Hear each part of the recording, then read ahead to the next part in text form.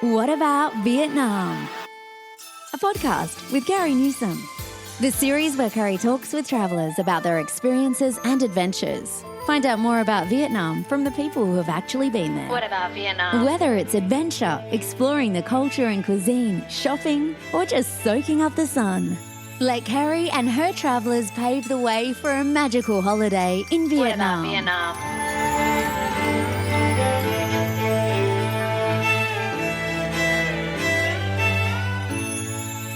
Xin chào and welcome to What About Vietnam. If this is your first listen to the show, I'm very excited to have you on board for lots of fun travel stories with my guests. If you're a regular listener and you follow the show through your favorite channel and our social pages, thank you for being a supporter and please feel free to reach out anytime if you've got any questions. The website's got a stack of information, but I'm acutely aware that, we're all unique and sometimes just one answer doesn't fit all situations. Plus, I just love hearing from you, so please reach out if you've got some ideas for the show or there's a particular subject you'd like us to cover. Now, the show today is coming directly from Vietnam as I've been traveling about, just checking out some new places, testing stuff for our travel services and for the girls' getaway coming up in September.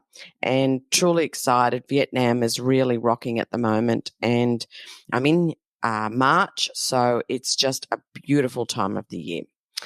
However, back to the show. We've got a wonderful show planned today because it's a little bit thought-provoking in the sense we explore Vietnam and the high hopes of a young traveller who, through his love of adventure and music, found himself falling in love with the country and its people.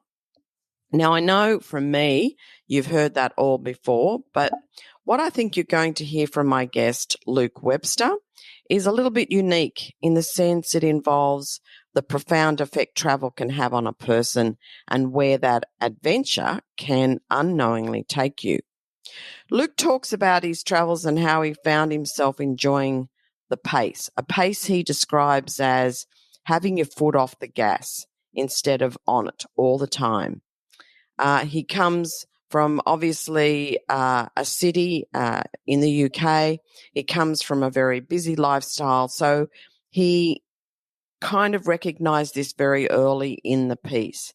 He says he warmed easily to the happy, smiling people and welcoming feelings of home and family. He describes also that sensory overload that hit him when he first arrived and the beauty and serendipitous happenings that steered him to develop his craft. So while the world was in COVID, Luke was using his skills as a singer-songwriter and English music teacher to further his stays in Vietnam. After exploring the North, Hanoi and Cat Ba, he describes falling in love all over again in Hoi An. The vibe of this old town or country town, as he calls it, including the beach area of Ang Bang, began to open doors to him. And those doors allowed him to perform regularly and craft his own style and repertoire of music to an ever-increasing local following. I met Luke on my first trip back after COVID, and he kind of immediately struck me as a person who had caught the love bug of Hoi An. Luke has written and recorded an album of his original music in Hoi An with his band called the Langurs, and he hopes to have that released in April this year. And you can be sure I'm going to have links to that as soon as it comes up, and I'll share those with you. Luke speaks to all of us who recognize the value of travel, and especially to places where the culture is foreign to us. While it may seem a stretch at the time, he talks about how traveling and working things out as you go develops you as a person. And I couldn't agree more. And just how it broadens your mind to think outside the box. Sometimes we get stuck in our own ways, and that creative muscle in our brain doesn't get flexed that often. But certainly in a country with such a diverse range of experiences, I think you're going to find you're going to experience things you've never done before, and that's all going to be good for you. Now, without further ado, let's just welcome Luke to the show. Just one quick, let me jump in here with a little announcement again about our girls' getaway. This is one definitely for the ladies. It kicks off 7th to 17th of September this year. Kelly McCarthy is the host of the tour. We've done some of that extra testing I think I mentioned earlier, and we're really excited. Like, when we put this together, we kind of thought we've got something really unique here. It's going to give you 3 very different, unique experiences in Vietnam. You're going to experience a vibrant city, the city of Saigon. We're going to take you then to the old 16th century town of Hoi An, and then we're going to flip you over to a beautiful, luxurious island to finish off the tour. It is an extremely bespoke tour, really well thought out, I'm hoping. Maybe going to tell us about that later. But definitely, make some inquiries, ask us some questions. If there's something, holding you back or you're not quite sure about, please get in touch. Kelly and I are more than happy to answer any questions, as we'd love to have you on board. Anyway, without further ado, let's get back to the show and say hello to Luke Webster.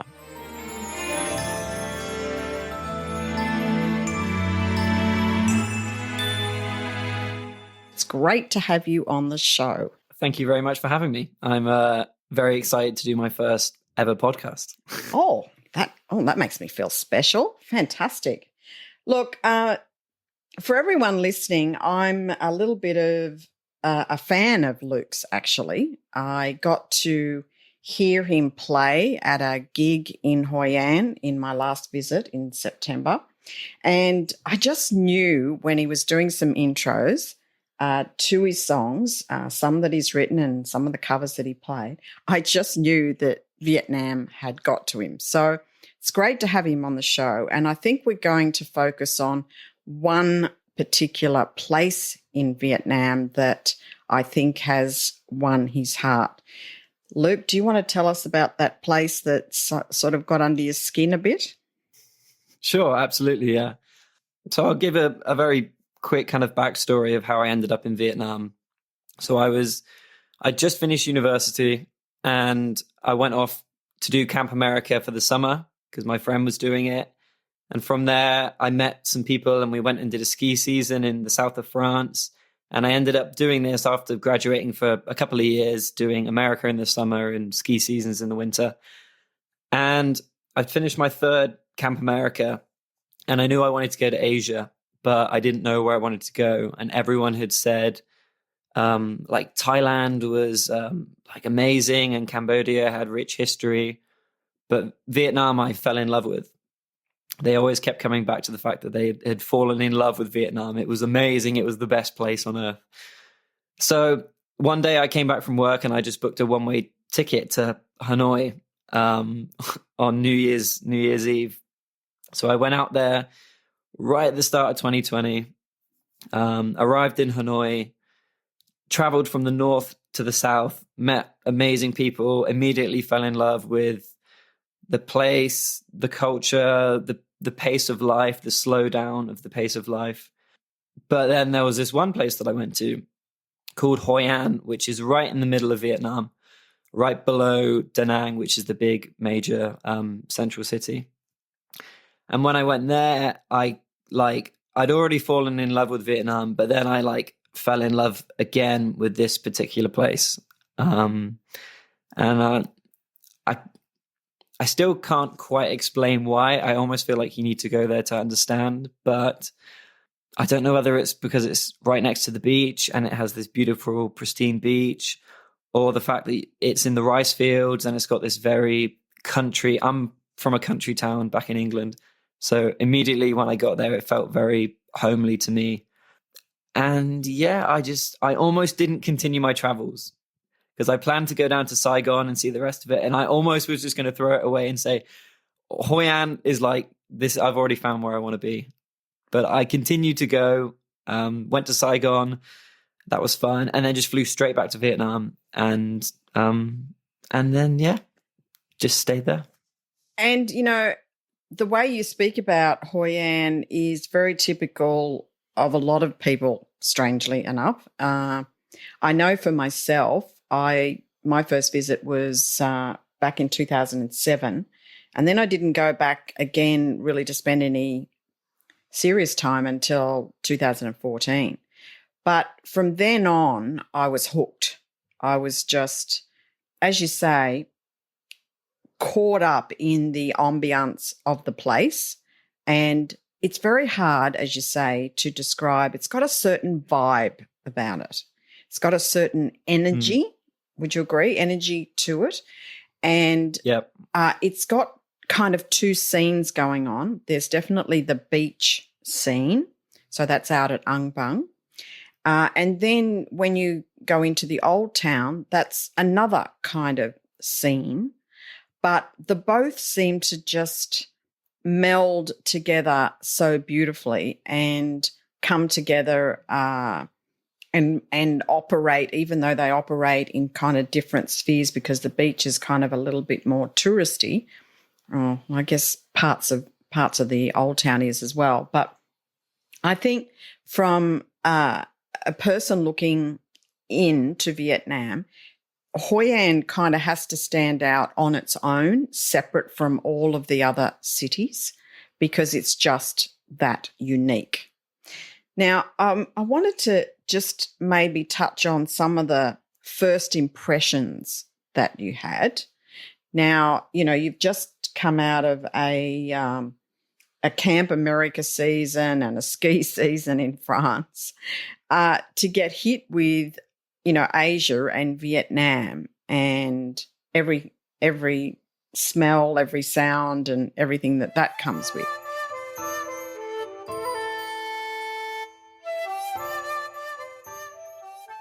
What were some of the first impressions that you had, like immediately? I would say at the start, I was just everywhere I was going. I arrived in Hanoi, so I got on a bus, went into Hanoi, and it was 5:00 in the morning on New Year's Day. So I arrived there right when everyone had been partying all night, and everyone was probably, I don't know, very intoxicated. And I got there, and I was just, it kind of hit me all at once. Like I got off, and there was just smells and sounds. It was like sensory overload. And I was looking around and I couldn't stop smiling because I've been kind of dreaming about doing this Asia trip for a while.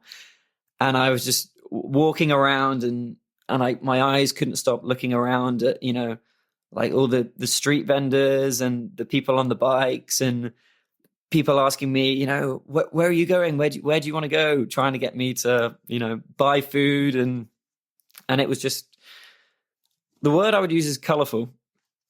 Like it was very colorful. Like the sounds were colorful, the smells were colorful, the sights were colorful. And everywhere I went, that continued. Like I went straight from Hanoi after 3 days to Cat Ba in the north, which is, Ha Long Bay, the big mountains coming out of the water. And I went to Cat Ba and it was a different vibe. It was a lot calmer. There were, beaches and everyone was a lot more relaxed than Hanoi. I needed it after 3 days in Hanoi, but it was exactly the same. People were relaxed and everyone was just chill. It was like taking your foot off the gas. Everyone had taken their foot off the gas from wherever they'd come from. Did you feel welcomed? Did you feel like comfortable and welcome, and did you feel like you could fit in and get around easy, or did you because you go to some countries and you can feel that estranged feeling. I've never got that in Vietnam. Yep. But I'm just keen to see for you whether you felt like I feel really welcome here. The people feel friendly and open.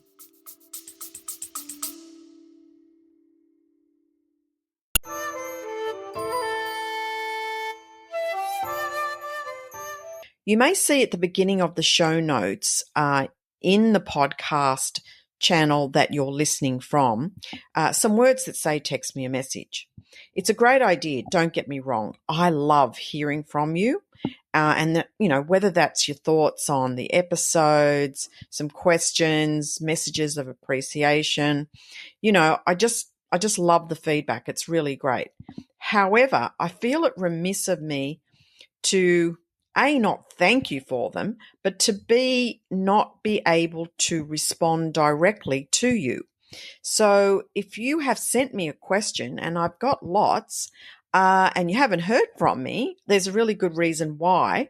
I actually don't have the ability in the technology to respond to you.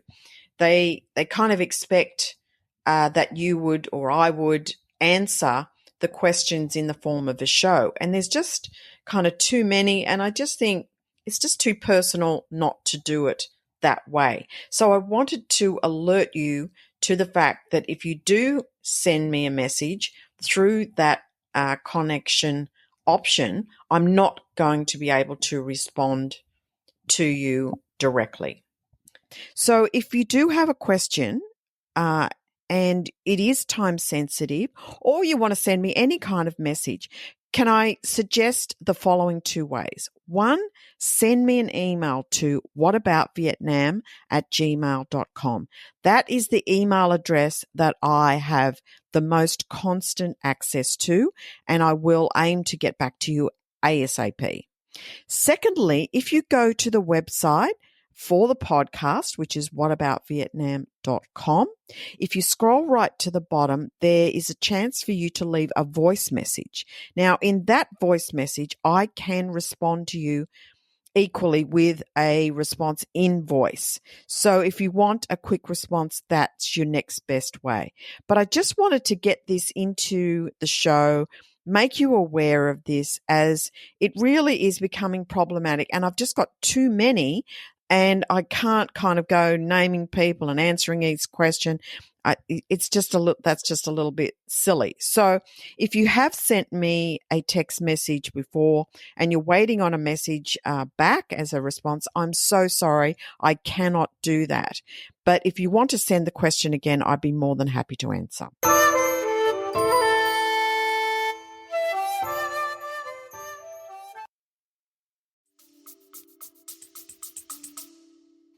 Yeah, I never felt like, I guess when you land in a country, a lot of the times people are trying to hustle you and make money from you because, you're a tourist. But I never really felt that from the start.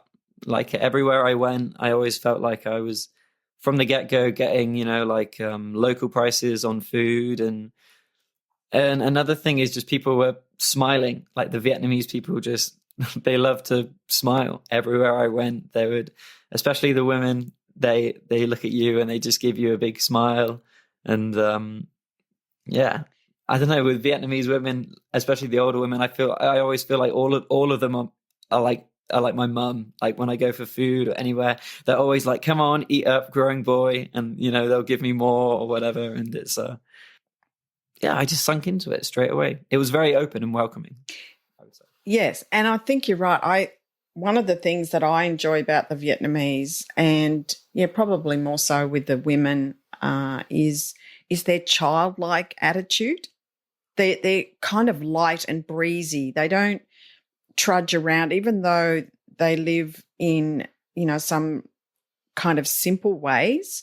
They are always smiling and light and bright and optimistic and fun-loving and childlike. And, I swear to God, I lose 10 years when I'm over there just because they bring that out in me. I think, I can do anything in Vietnam because there isn't that ageism as much, I don't think. But, I always feel very welcome. I think the people are very gracious. I think they're very open and welcoming and friendly. They don't seem to have any ways about them that is going to make things awkward. They kind of go out of their way to bring you in and to, make you feel like part of their family. Or even if you go to a restaurant, automatically you can feel like you're part of that family who owns that restaurant within minutes. You sit down on a little red chair and all of a sudden you've got a kid or a dog or somebody coming up to you, and you just don't get that in Western society. You just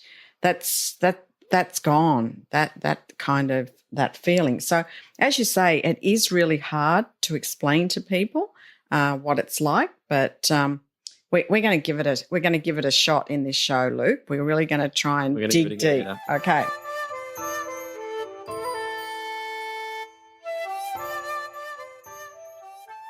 So you've chosen Hoi An as pretty much your mainstay place. Is this to do with you doing some gigs there as well? Like, did the music scene or the opportunity to do gigs there for music, was that another allure of Hoi An? Yeah, definitely. Like, I knew I wanted to try and play music when I came to Vietnam, and Hoi An it's a very touristy destination, and there's lots of bars that do live music there. And the benefit is you also have Da Nang, which is the main city, which is only 30 minutes north. So you've almost got two bases in order to, in which to play music in. So actually, when I got there, I'll tell you another small story, which is quite important to, like my musical endeavors in Vietnam. When I was in the north in Cat Bar, I was at an open mic and I ran into an Israeli fella, Netanel. His name is Netanel Sabag.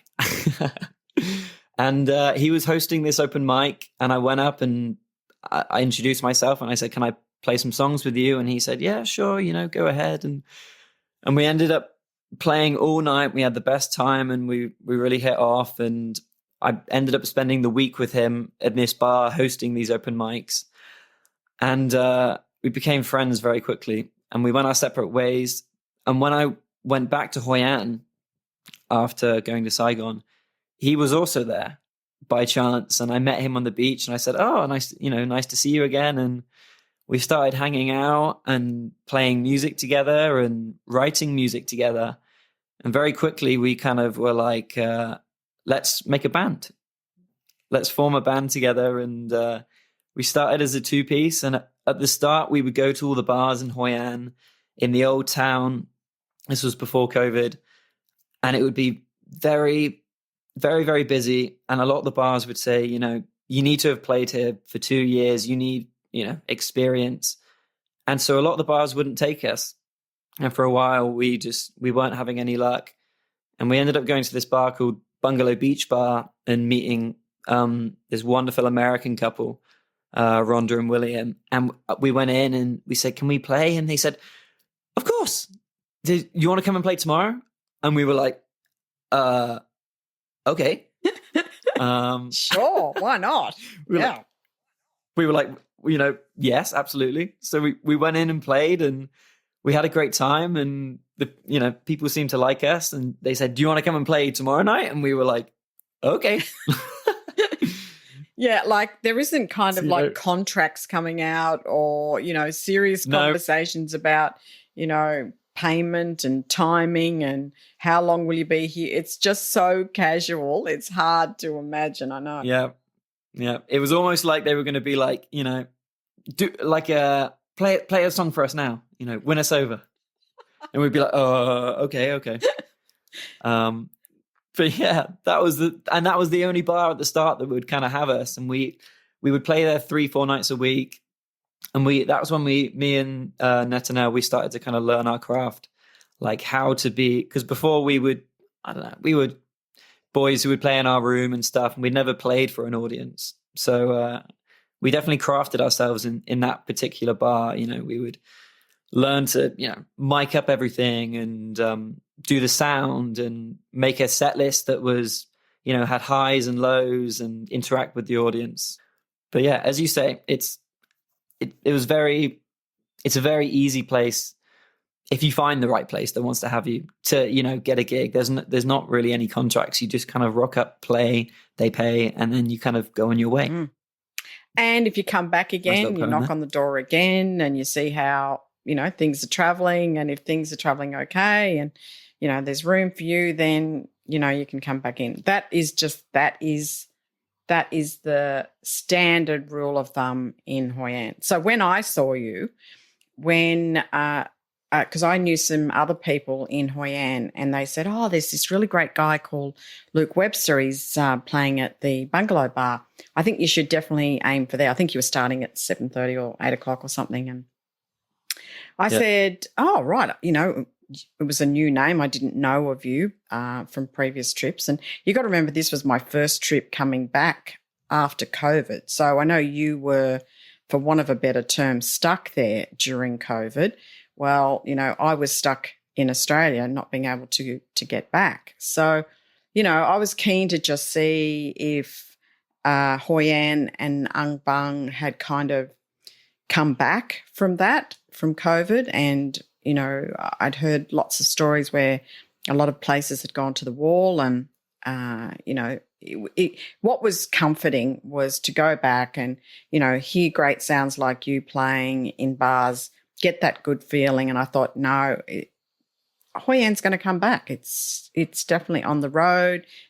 Everyone is optimistic about foreign tourism coming back. So, all good.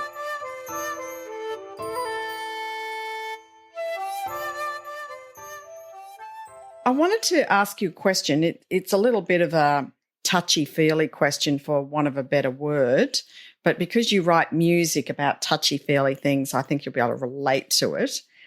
But would you say that Vietnam has changed you in any way? Yes. Yes? Yeah, definitely. I would... Just having a little think. We talked a little bit about, and something I kind of got from your bio was the fact that you believe that travel does change you, and that travel is something that everybody should be required to do to help develop themselves as people, develop their appreciation of the world, and to better understand themselves. So I guess from that, I was keen to know just how Vietnam had impacted you from that perspective.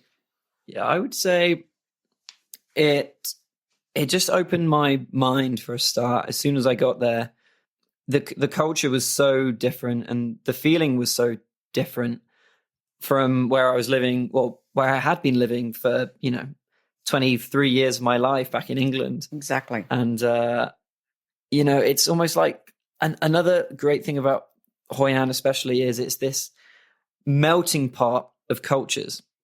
There are so many different people from, from France, South Africa, Israel, America. So there's so many different cultures mixing that you're never lost for things to do. There's people teaching just different things about their cultures. And so when you travel, I feel like your mind opens up and you become very receptive for taking everything in and learning from people and the conversations you have. And because you're traveling, it's almost like a natural thing to, you want to be open and you become more talkative because it's like being in the playground again on your first day of school. You don't know anyone and you want to talk to people and make friends. And so Yes. You'll be in a bar and you'll see someone and they'll look at you and you'll be alone and you just say, hi, my name is Luke. Yeah. And they say, hi. And you say, where are you from? And then the next minute they say, I'm going to Cat Bar tomorrow with some friends. Do you want to come? And you're like, yeah, I've got no plans. Great. Exactly. And that's how I met people also in Hoi An.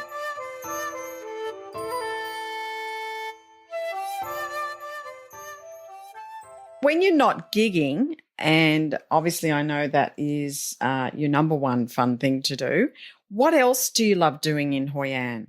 I've got to say going to the beach. Yes. That's got to be the first one. That's got to be the first one. Yeah, for sure. Yeah, it's really lovely beach. Yeah. It's a really lovely beach as long as you don't go now. As long as you don't go during, October to rainy season. maybe Yeah. mid-December. Yeah, the rainy season. No, definitely not. No, definitely. So that's good to mention. It's kind of tragic. So yeah, obviously in Hoi An, throughout the 9 months of the year, it's beautiful hot sunshine. You get a bit of coolness for the spring in kind of February time. But then, yeah, September through maybe to December, they have the rainy season. And it's like, in Forrest Gump when he says, it started raining and it didn't stop raining for 4 months. It's true. It is true. And once again, like I managed to get September in. I always can manage to get a pretty good September in Hoi An, but as soon as it kicks over into October, it goes to, yeah, you're right, very big droplets of rain, and the ocean goes crazy with waves and everything at the beach. The beach just gets smashed.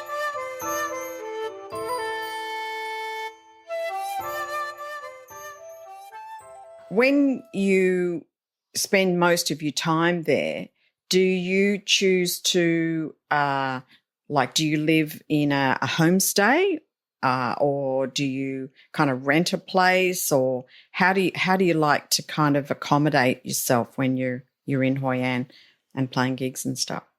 So yeah, I rent a place.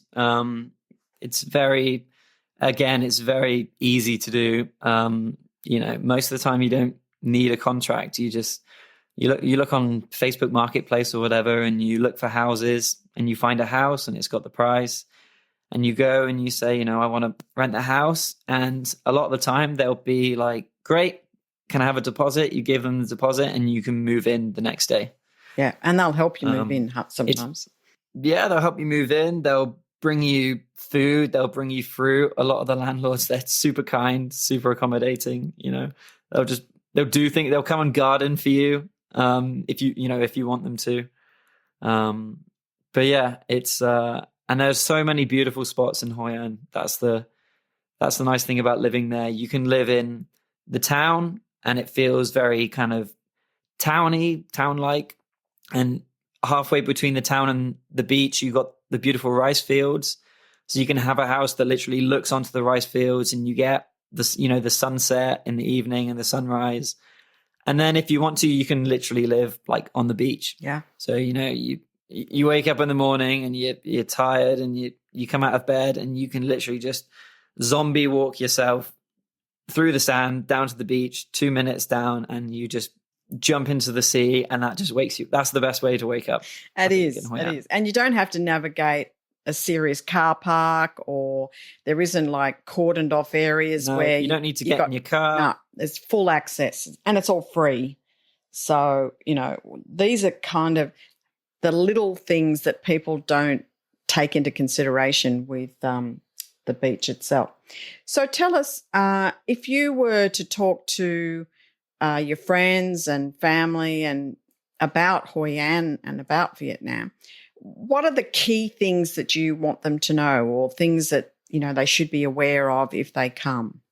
In terms of like for them as tourists, or things for them to kind of see? Well, in terms of them being a Westerner and maybe finding some aspects of Asian culture, Vietnamese culture that, would be a challenge for them. Like not all Westerners gravitate to Vietnam and go, oh, that was all great. Some of them find some of the history challenging, some of,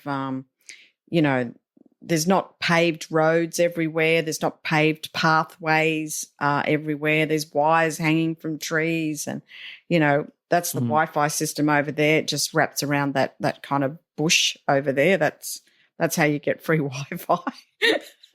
and it's kind of like, and they're going, what the? Like, I cannot believe that. Yeah. So it's just some of those things. The motorbikes, like.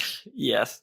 So I'd say be prepared to be out of your comfort zone in any kind of given situation.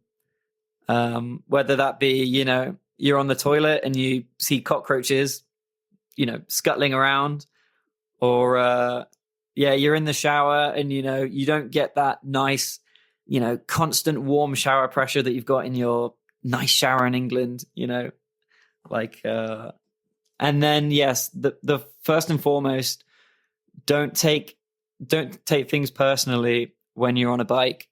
Like, everyone is not out to kill you, but you will feel like that sometimes. Yeah. And and of course, let's not forget the karaoke. Oh God. Oh, Like, you have to talk about the karaoke. From someone who is a singer, you certainly have to speak to that.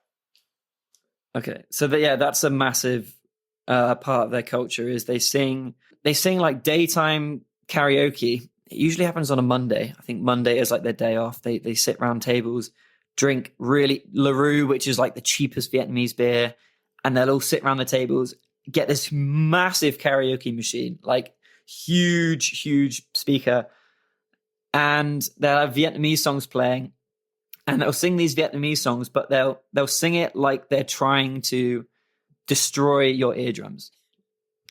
Like, they'll sing it into the mic super loudly, and it will just be this blaring noise that you kind of hear in the distance. And sometimes you wake up and you'll hear it at 8 a.m. and you're like, oh no, it's karaoke day. Yeah. Have you been to a Vietnamese wedding?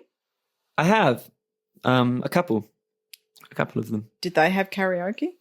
Yeah, I was actually playing at the wedding. Gee.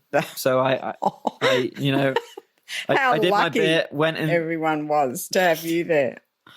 Oh my God. But it was, I did my bit and then the karaoke came on. You can't have a wedding without karaoke. It's just not done. But, I put it in a bad light, but that's only because of where I've grown up and what I'm used to. But when you see them doing it, they have a great time. They do. It looks like a lot of, and you can go to karaoke bars and you can go with friends and you can sing, I don't know, your ABBA and all your karaoke songs. It's just that they have a different way of doing it. They get the boombox and the beers and they sit on the side of the road, and yeah, it's very loud and quite unsettling. Yeah, and if you tend to be near a venue, so sometimes people, they've booked their hotel and the hotel's fabulous, etc., but it just happens to be next door to a karaoke bar, and before you know it, they're getting that sound through their eardrums. Usually goes for a couple of hours at a time, and I've known people who've just been outraged, like just cannot handle it, and had to move hotels and all sorts of things. So I mention it because, if you spend at least a couple of weeks or 10 days in Hoi An, you're going to come across karaoke. And if you don't come across karaoke, you're going to come across the roosters. Have you had the roosters wake you up? Yeah, so I'm actually, so Netanel, my bandmate, he's gone back to Israel for a couple of months. And I'm staying in his house, and his house is like right in the middle of the rice fields and everything. And so, yeah, there's a rooster right next door, and he does me the kind favor of waking me up at like 5, 6 a.m. on most days, which is kind of nice because I'm not actually a morning riser, but now I've been kind of forced to be.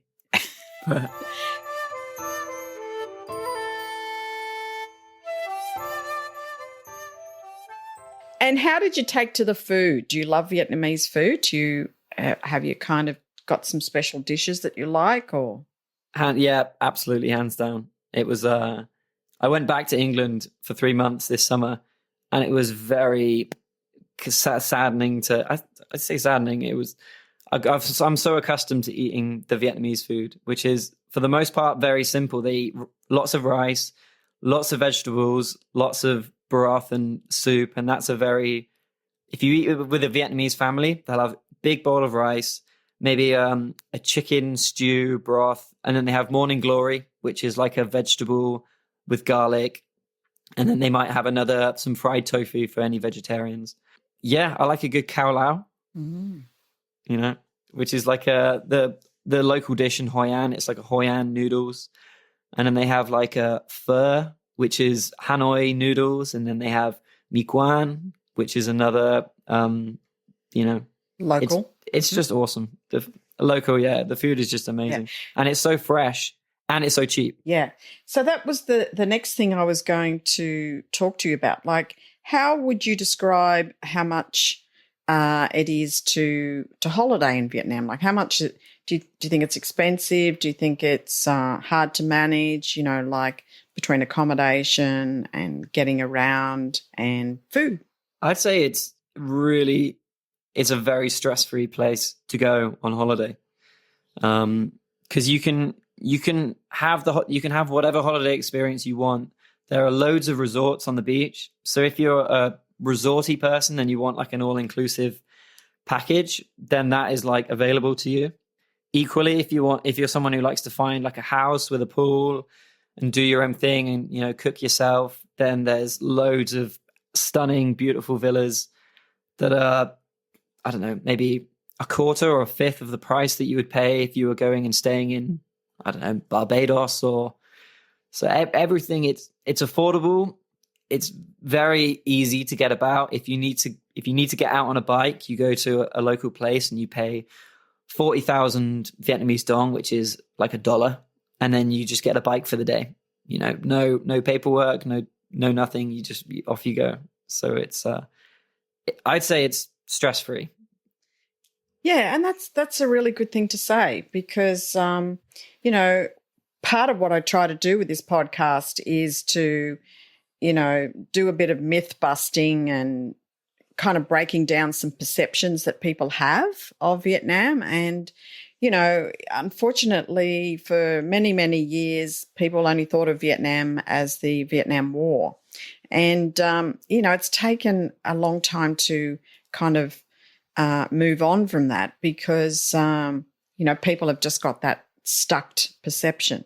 But going back to Vietnam now and certainly post-COVID, you know, it's really coming back on. I think I got to spend some time also in Ho Chi Minh City, and you know, after those serious lockdowns there, I was just amazed how quickly that they had, you know, pivoted and turned things around. It was almost like back as it was, and I was there in March 2020, just before the lockdown. I just got back into Australia in time.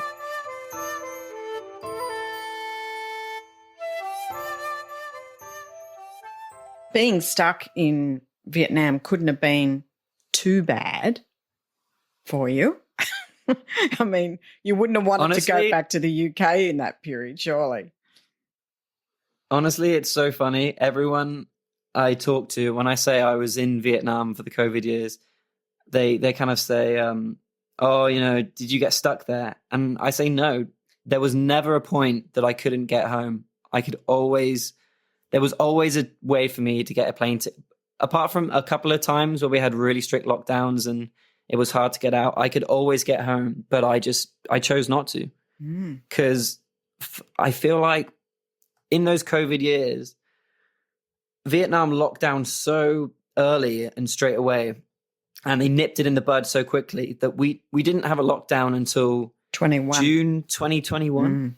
I don't think, something like that. And so we just partied on. It was so bizarre. Like in the midst of this world crisis, I found my dream job playing music for a living. You know, I ended up recording an album of my original music, which was like a lifelong dream that I had. And we just partied through COVID. I know. And we were watching the news of all this stuff happening, and we couldn't literally believe what was happening to the world, because the world that we were living in was so different.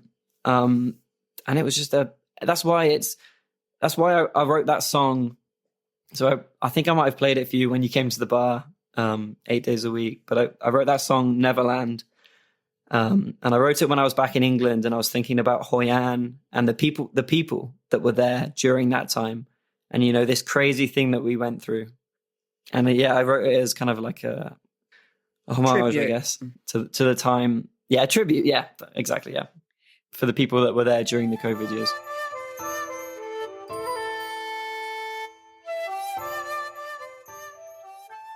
So, in finishing up, why don't you tell my listeners a little bit about your band, about your music, where they can find you? And I'm sure everyone would love to hear your stuff. I know I loved it. So, yeah. So let's tell everyone where they can find you. Sure. So at the moment, we have a band that play in Vietnam, and we've got a 4-piece band. It's myself, Netanel, Nicholas Davis, an insanely good drummer from where I'm from, Bristol, and Richard Burns. He's been living in Vietnam for quite a while. So we're called the Langurs Band. That's Langurs. People sometimes ask about the spelling. Is that to do with the monkeys, like the Langurs? Yep, it is. There you go. I know stuff. Yeah, so when we were thinking of a name for the band... The Monkey Band. We thought about... Yeah, the Monkey Band, yeah. The Langurs. We're all a little bit crazy. Okay. Yeah. All right. But in Cat Bar, where me and Net met, there's a very rare Langur, and there's maybe 60 of them left. And we were thinking about the band, and we were like, oh, this, finding each other is quite a rare thing. And we met in Cat Bar with this Langur monkey, so we're going to call ourselves, the Langurs. The Langurs, okay. The monkeys. So yeah, we're on Instagram and Facebook. And then myself, I also play solo, and that's when I play my original music. And if you are looking to listen to that music, at the moment it's only available on SoundCloud. So you type in my name, Luke Webster, and I think thankfully there's quite a few Luke Websters in the world, as I'm learning. Oh, isn't that nice? But yeah, the album that I released, it's called The Road Less Traveled. Yes, I read the book. It's essentially an album of it's about an album of the last 7 years of my life and traveling and what happens along the way and the ups and downs and the heartbreaks and the highs and lows. But my younger brother, actually, he's a producer, a very talented producer. So very soon, that album is going to be on Spotify and Apple Music and all the other streaming services. Good on you. So yeah, you'll be able to listen to it on there as well. Yeah, I had a listen to some of your tracks on the SoundCloud, and there's some really nice stuff there. Really nice stuff. I don't know enough about SoundCloud to share it. Can I share the links of SoundCloud? I can put the SoundCloud link in the show notes. Yeah, you can. Yeah, whenever I finish the gig and people, this is why I'm so excited to get my stuff on YouTube and Spotify, because I mentioned SoundCloud and they're like, what is SoundCloud? And I essentially say it's like Spotify, but you need to, it's essentially free for musicians. It's almost like the stepping stone platform. You put it up and people are able to listen to it, and then once everything is mastered and mixed beautifully, which my younger brother is doing a wonderful job of, it will then go to, Spotify, and it'll be the final product. Right. Okay. Well, for everyone, I'll make sure I put the SoundCloud link and your Instagram and all of that stuff so everybody can track you down. And I know they'll be looking for the Langurs Band when they come to Hoi An. So that's for sure. Look, I just want to say, Luke, thanks for coming on the show and just sharing with us your thoughts about Vietnam and Hoi An. And I'm so glad you've had a good time there. And I hope to see you again on my next visit to Vietnam. So, as I say, it was my first podcast and the time flew and I had a lot of fun. Excellent. Excellent. All right. Well, we'll be back in touch, but be safe, and I'll be seeing you soon. Thank you for listening. Check out the episode notes for more information. What about Vietnam? Don't forget to subscribe, rate and review, and stay tuned for more fun adventures in Vietnam.